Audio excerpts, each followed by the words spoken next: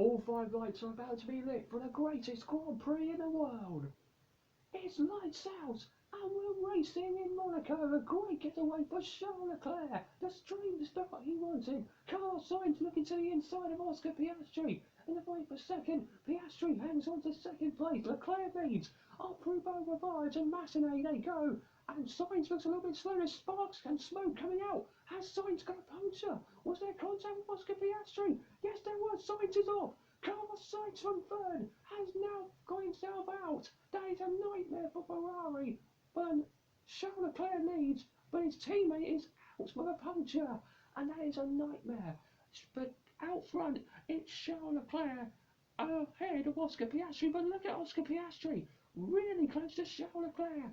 As through the tunnel they go. Is Piastri close enough to get past Leclerc? No, he's not. Leclerc hangs on into the Newville chicane, and Piastri can't find a way through on the monogas driver, and it's a red flag. So something must have happened before we got into the first sector. And that's the reason why, and I think that's Sergio Perez. It is. Sergio Perez is involved, and that Red Bull is completely destroyed, and that is a huge chunk of debris all over the circuit, and that is a disastrous start for Perez. So this is a replay of how Sainz got that puncture by hitting into the side of Oscar Piastri. And let's see what's going to happen with Perez. He's got clipped on the rear right. Yes, he did. By Kevin Magnussen, who is avoiding more penalties for Kevin Magnussen, because if he gets 2 more penalty points, he will get a race ban. And Perez has been absolutely destroyed by the 2 Hasses. So we're on board with Hulkenberg, who's tucked in behind Perez. He can see his teammate Magnussen on the right-hand side. And watch Magnussen on the inside of Perez, and there we go. They both touch, and Perez hit Hulkenberg with his rear, and both of them out. Nico.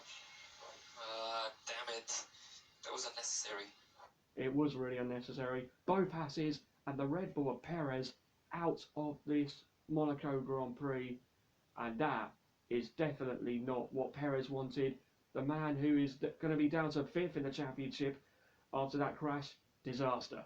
This is Esteban Ocon to the inside of Pierre Gasly. What's going to happen here? Whoa! What did he do? What did he try to attack? Oh! That was a huge airball moment for Esteban Ocon as we were on board with Lance Stroll. They both touch. Oh, wow!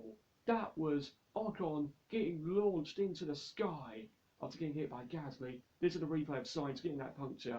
But the stewards have said that Sainz will be back up to third for the restart. For the second time, we are go in Monte Carlo, and this time around, Leclerc and Piastri get away evenly, but Leclerc again hangs on to the lead ahead of Piastri. Then it's Sainz ahead of Norris. George Russell thought of a move, then comes Max Verstappen. Behind Verstappen comes Lewis Hamilton, Yuki Tsunoda, Alex Albon and Pierre Gasly completing the top 10. But it's Charles Leclerc who got the dream start here in Monte Carlo, and he leads on the first lap. So Piastri is looking to defend from Sainz and think of forcing Leclerc into a mistake. It's only lap 16, but all of these drivers are going to try and get these hard tyres to the end of the race, which they should do. So it's going to be tricky if they want to get to the end of the race, but I believe they can do it on the hard tyres. So Leclerc is doing a good job at hanging on to this lead. He wants to win after so many years of pain. Chance managing, I guess, because that was close with Piastri. One lap he might send it. Sainz is absolutely right there. Piastri is still closing in. Here's a battle with Daniel Ricciardo, keeping Logan Sargent behind him for 13th place. Sargent really trying his best to get past the RB, but he still can't find a way through, as doesn't Zhou Guanyu, who's tucked in behind. And there's Zhou's teammate Valtteri Bottas, who has the fastest lap of the race in the moment, and he's joined back the battle. We got a pit stop, and it's for Lance Stroll on the medium tyres from 11th place, and Lance Stroll makes a pit stop down at Aston Martin. What can he do from there? We'll see. I think you have a round. I mean, do you want to know the margin? No, Charles, we're not interested, we know. You said, all right. No, we are not interested. That's rude. That was really rude. Oh, we got a right left puncture for Lance Stroll. That's his chance of points thrown away. Lance Stroll's race has been ruined with a rear left puncture, and we'll see what happens. So let's see then. Is he going to hit the wall on the left-hand side of the chicane? Yes, he does. And that's how he got the puncture. That's Stroll's day done with that rear left puncture. Valtteri Bottas right behind Logan Sargent. Is this going to be an overtake into Mirabeau? It is! Finally we got an overtake, and it's for Valtteri Bottas overtaking Logan Sargent. What a move from the flying Finn. He's up into 13th for Kick Sauber. Lance Stroll into the tunnel on Zhou Guan Yu, and he's done beautifully there to keep it away from contact, and Stroll has got through on not only Zhou Guan Yu but Logan Sargent as well, waiting to make the move into Zandvoort. Sargent goes a bit deep and out of Zandvoort, through goes Stroll, and he's back up to 14th. Lovely move. This is going to be Logan Sargent. He touched the wall, I think both he and Zhou Guan Yu clipped the wall into the swimming pool chicane. Yes, they did. Both of them have done it. Sargent again. You can see Zhou Guan Yu getting lapped by the McLaren, and through goes Sargent on Zhou Guan Yu, and he said thank you very much.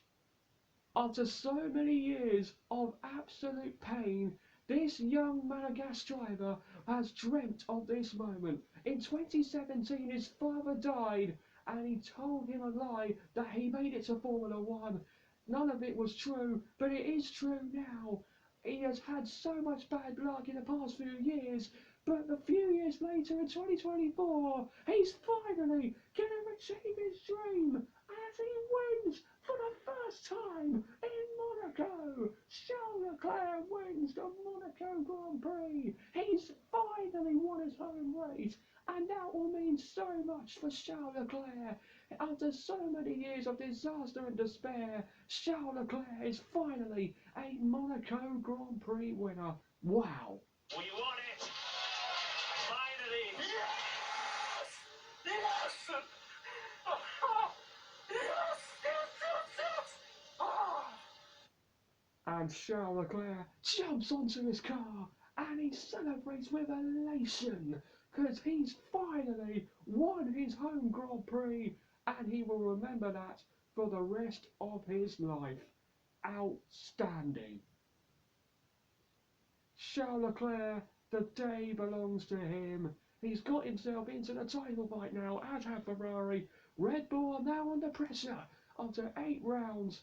What are we going to see now for the rest of the season? Ferrari and McLaren in the mix against Red Bull. What a day it's been in Monaco. We'll see you in Canada in a few weeks' time.